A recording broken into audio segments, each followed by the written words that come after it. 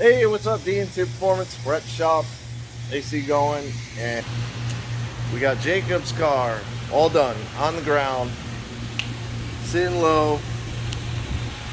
I lowered it a little bit more today. We don't have the wheels and tires, obviously, but even with the factory wheel, it looks stock-ish. But we got Andrews Mustang, junkyard 5.3, truck intake, no idea what that is, like what brand or nothing, but it's a very small turbo and the car is having an issue. He brought it up, we tuned it the best we could with the issue that's having. It has like a fluttering kind of issue. I know it's got like a FTI stage 3. I believe it's got a good converter. This is pretty much your basic, like, throw it in the car, get it going, turbo setup. Does have a Terminator X. We believe they're 2200cc injectors, but we do not know for sure. I am gonna try to get the numbers off of it and call around and find out exactly what injector that is. Then last time it was here, what did we do? We tuned it. I added the IAT sensor in. I plugged the port here because they had it run into the valve cover and the car used to just freight train smoke out of it, and that's why it was pressurizing the crankcase. So I have to cap the actual PCV valve as well, because that's gonna like back pressure down into it and not let the crankcase breathe on that side. So we're gonna do that, but they got an upgrade for it. This is a VS Racing 80 millimeter. I don't remember all the details about it. So we are gonna swap that on. What else? We're adding in boost control, so we're gonna do the MAC valves right there on the table. They're already put together with the Deutsch connector teed together, has everything plugged like it's supposed to.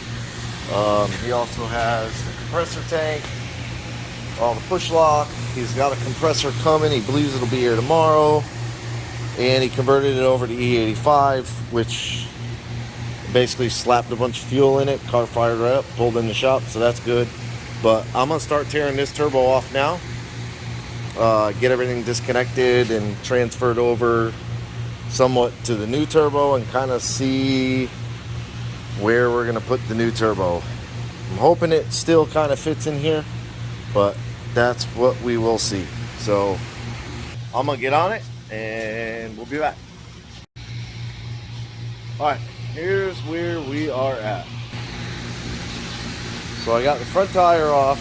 We're not running front tires on this car anymore. I got the turbo off, downpipes out, and everything's disconnected. And I basically held the new one in place. It's quite a bit bigger. So what it would do, shove the compressor into the belt tensioner, and we're not gonna mess around with that. So I started putting the car on a diet. Like I said, no front wheels. That's how we roll. Got a little bit gutted out from behind the headlight in the core support. I'm gonna most likely end up, I'm trying to leave some of this support in for the corner of the fender where it ties down to the frame rail over here. Worst case, I could cut more of this out and I could run like a bar down in there, but I'm gonna try to stuff the turbo over in here kind of as far forward as I can. I might even do it like on a little bit of an angle and give myself an advantage with the downpipe kind of coming through and try to get it back out this hole. So that's where I'm at right now, is I got most of that cut away kind of roughly. I'm gonna hold that turbo. I'm gonna hold the turbo up in there, try and get from where I cut the flange off up to the bottom of the turbo so that I can at least get it, you know, positioned and kind of right and how I want it, and then bolt it in. So let me get working on that and I'll be back. All right, so here is what I have so far. You can see it hiding in there. The whole turbo is outside the frame rail. It's got plenty of room outside the fender.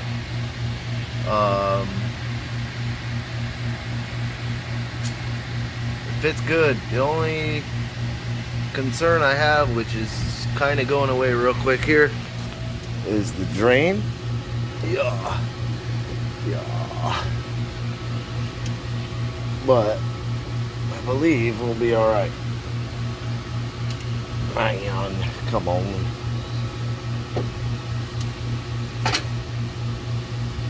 Yeah, I think it'll be all right. The drain is up. Basically, it'll be above the frame rail. I won't do the long extension like he has on that one there. You can kind of see that tube sticking out. I'm not going to do that long extension on this one, so that I can get a little more distance. Even if I have to carve a section out of the frame, I'm not really too concerned about it. And then it goes to right there. He has that fitting on there. I'll have to make a new tube, obviously, and I'll heat sleeve it and everything. Really not a fan of the transmission lines running on top of the exhaust and only held on by one zip tie. So I may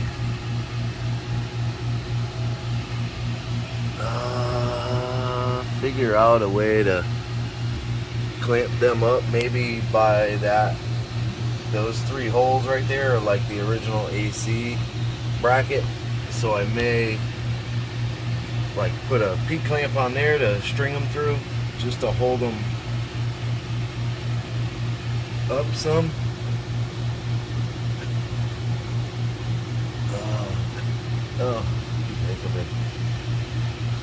So yeah, but I think that's good placement on it, and that should give me enough room to come off the back of the turbo.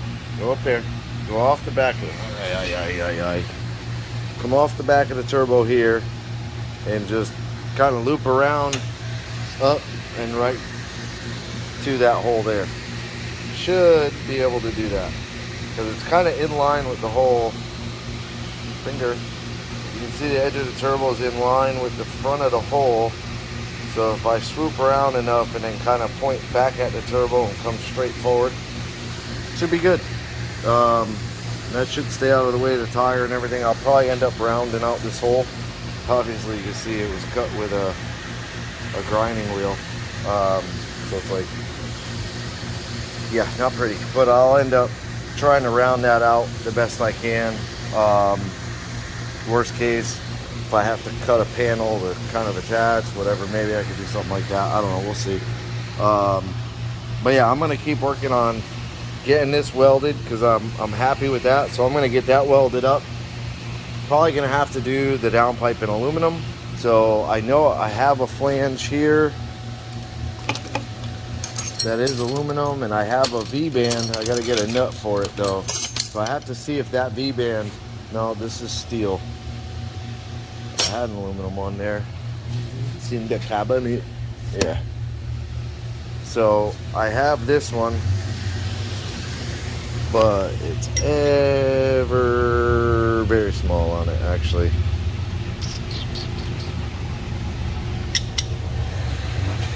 A little small on it, but we'll see what we can't do. I don't see any more in there, so I may end up having to do it in steel, which I don't have, but I have some. I don't have much. Thought I had a piece, but I don't have much. I have some over there. I might have some here. This is Bobby's crap.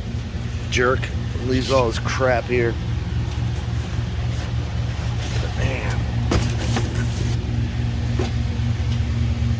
That's all aluminum.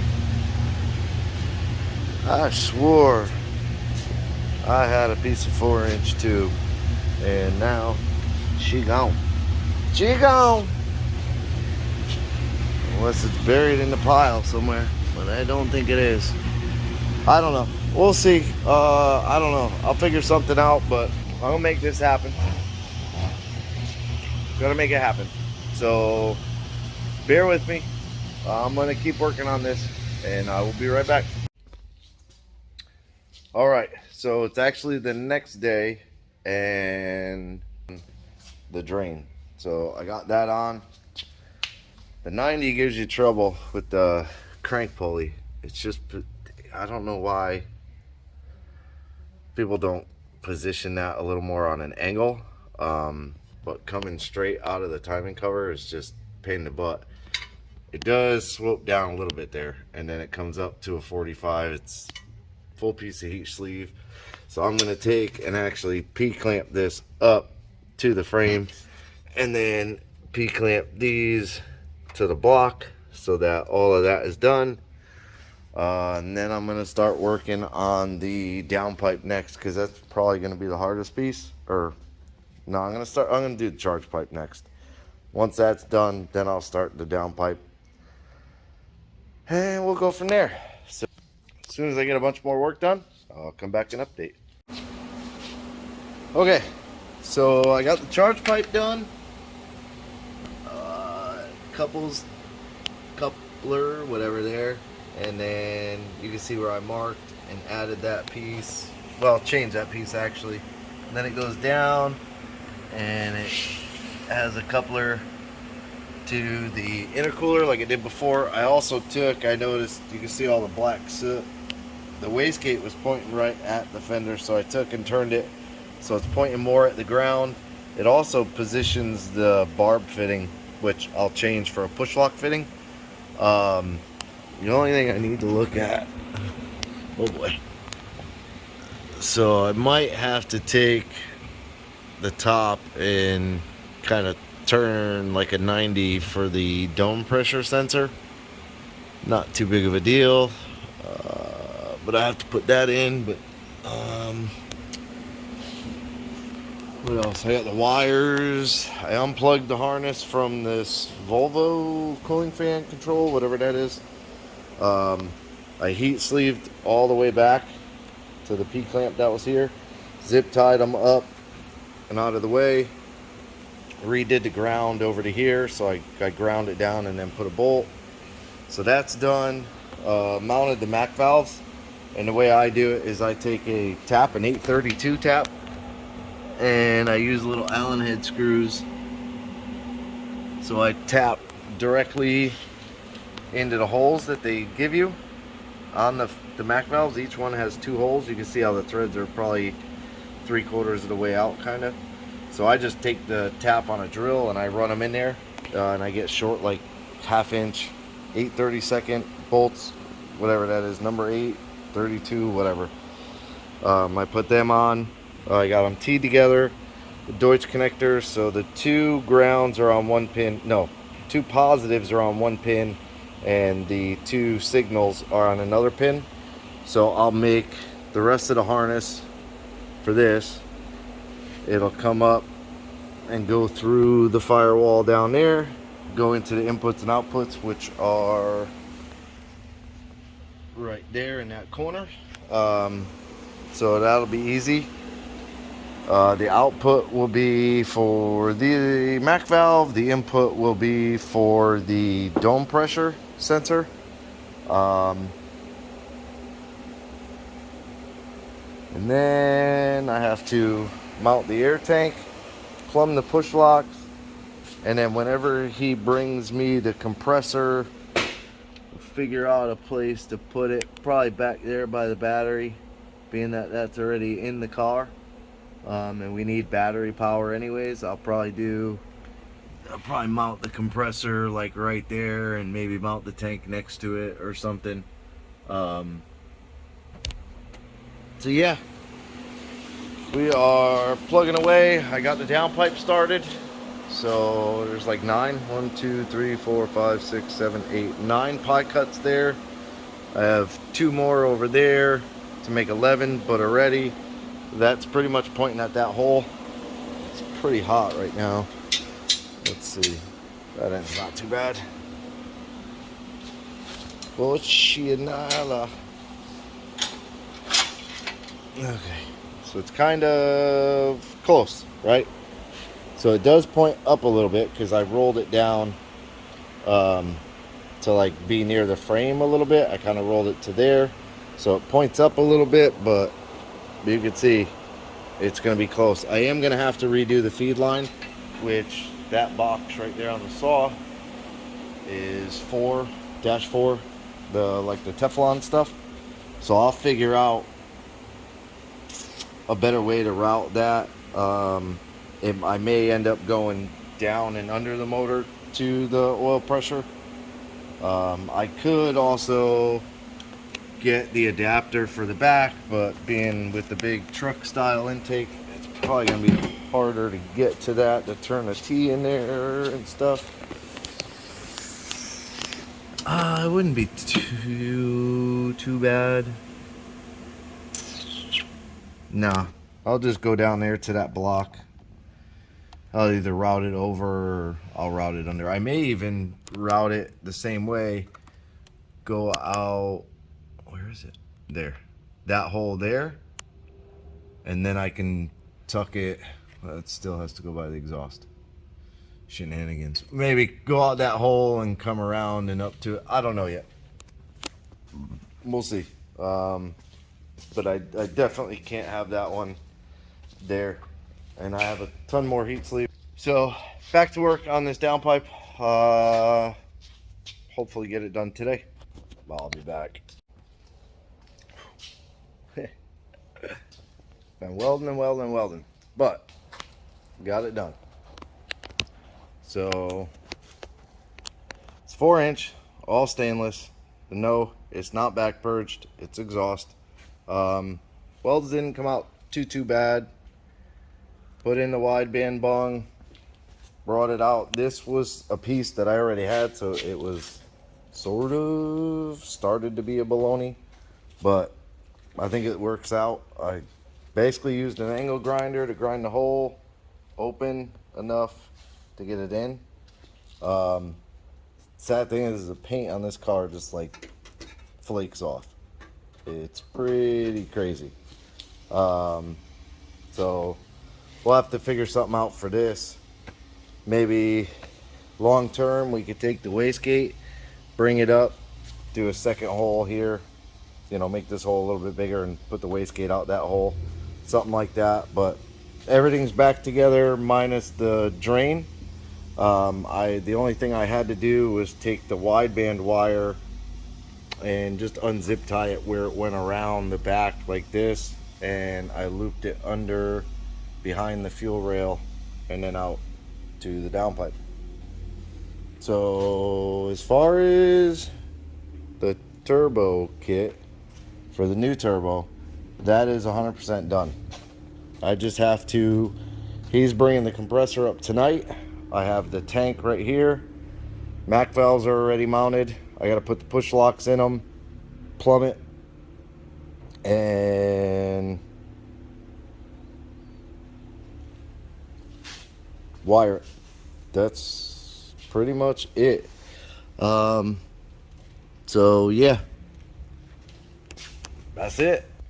So I'll do the final video tomorrow of everything working, and hopefully, fingers crossed, everything working. We do still have to try and figure out if it was a turbo issue or if it's going to be something with injectors, something weird with it's almost like a flutter but a misfire. It's weird. But yeah, that's it for this one. Appreciate you watching. Thumbs up, hit the subscribe button, subscribe to the channel, whatever. Hit the bell to be notified of new videos. Appreciate you watching. Have a good day.